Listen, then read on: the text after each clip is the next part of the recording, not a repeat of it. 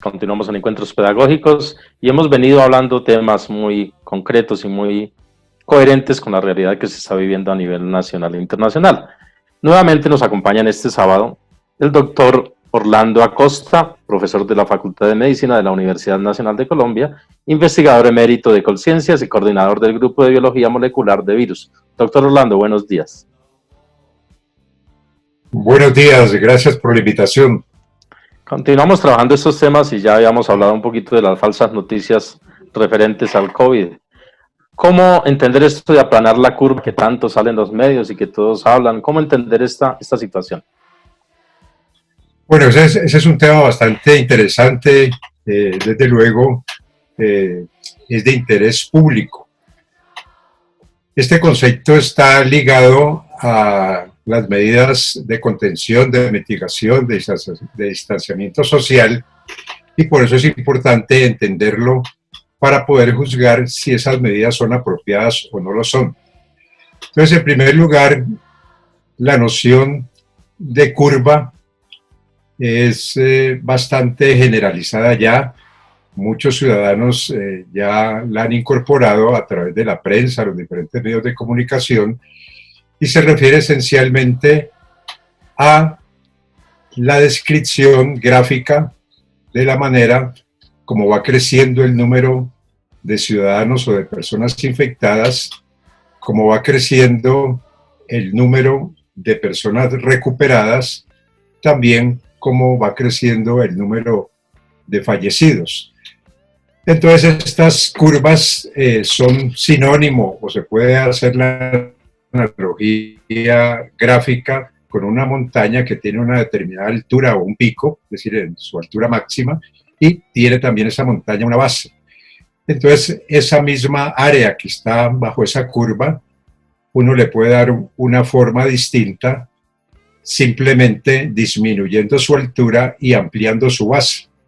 Quiere decir que lo que está bajo esa curva podrá ser cuantitativamente lo mismo, pero como se distribuye en el tiempo, el contenido de ella, si estamos hablando del número de infectados, del número de fallecidos, se va ampliando en el tiempo, se va distribuyendo en un tiempo más grande. Entonces, ese aplanamiento de la curva consiste simplemente en conseguir que ese número de infectados, de recuperados o de fallecidos, pues se vaya disminuyendo, especialmente el de los infectados, con relación a un modelo matemático previo que se construye teniendo en cuenta el número de ciudadanos susceptibles, es decir, susceptibles de padecer la infección, aunque no la tengan, el número de quienes ya la padecen y el número de los que se recuperan de la enfermedad. Entonces, al hacer esta curva, hay que usar unos supuestos. Entre los supuestos está, por ejemplo, cuántas personas puede infectar un paciente previamente infectado. Entonces, para este virus se ha asumido que un paciente puede infectar entre 2 y 3 personas. Eso es lo que se conoce con el nombre de número reproductivo básico. Como ustedes podrán entender, alguien puede decir, coloquemos 2 o 2,5 o 3. Entonces, dependiendo de ese supuesto, nos va a generar una curva con cierto perfil, y también hay otro supuesto, como por ejemplo, cuántos días permanece infecciosa una persona que ya tiene la enfermedad. Entonces, con esta información se construye una curva que es lo que se espera que suceda en la situación más drástica, es decir, cuando no hay ningún control, es decir, cuando las personas se movilizan, se contactan sin ninguna restricción. Y luego, cuando ya se ven los casos concretos, se compara el perfil de esos casos concretos con la curva que previamente se diseñó, o la curva pues que intentaba hacer la predicción. Entonces allí viene un problema, porque si uno exagera la curva teórica y la compara con la práctica, puede decir, no, pues está logrando un aplanamiento en la curva significativa, es muy significativo. Pero si uno hace una curva ideal, menos drástica, pues puede decir, no, la curva no se está aplanando mucho.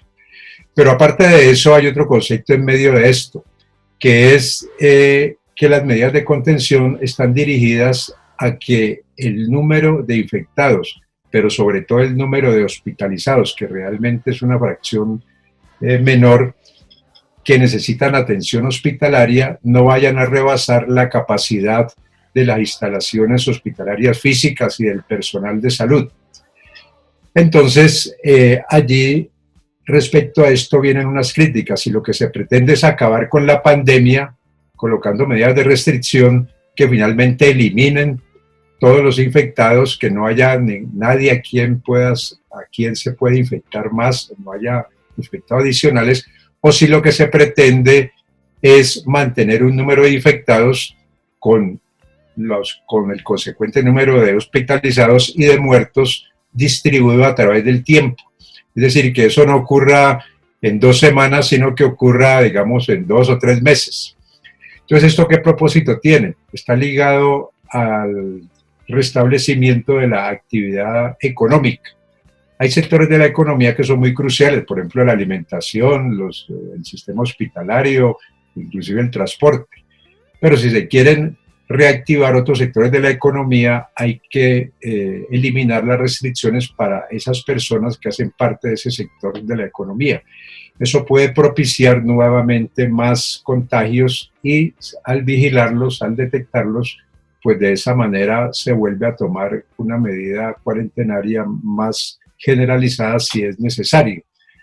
Ahora, pero además de esto está incluido el concepto que mencioné hace un rato de la capacidad hospitalaria. Entonces, lo que realmente es crucial y lo que hay que detectar o anticipar mejor es el número de pacientes que requieren hospitalización. Típicamente, con este virus requieren hospitalización alrededor de 15 a 20% de los infectados. Y solamente el 5 a 6% de los infectados requieren atención en unidades de cuidado intensivo. Y de esos, más o menos la mitad, 2.5%, 3%, fallecen. Entonces, esa es, digamos, la intención del concepto de aplanar la curva, manteniéndolo pues dentro de unos niveles, el número de infectados y de hospitalizados, que es lo más determinante, dentro de unos márgenes que no desborden esos servicios. Ahora, pero también hay otros aspectos conexos. El número de infectados depende de la eficiencia o la frecuencia con que se hagan las pruebas. Si uno las hace, o un sistema como el nuestro de salud, que tiene pues algunas autoridades como el Instituto Nacional de Salud, también hay autoridades departamentales, en la medida en que hagan más pruebas, claramente el número de infectados va a aumentar porque se detectan más. En la medida en que se hagan menos, disminuye. Entonces, cuando se dice cuál es la letalidad, el porcentaje de letalidad de fallecidos como consecuencia de la enfermedad, pues si se hace las pruebas por exagerar a toda la población, ese porcentaje disminuye. Si se hace a menos personas, ese porcentaje aumenta, porque correlaciona a una población total menor.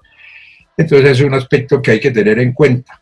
O sea que realmente el número de infectados detectados o confirmados, como es el término que se usa, generalmente está muy lejos del total de infectados reales, porque el 80% de los infectados tiene síntomas leves o moderados o casi que imperceptibles, entonces no acudirá.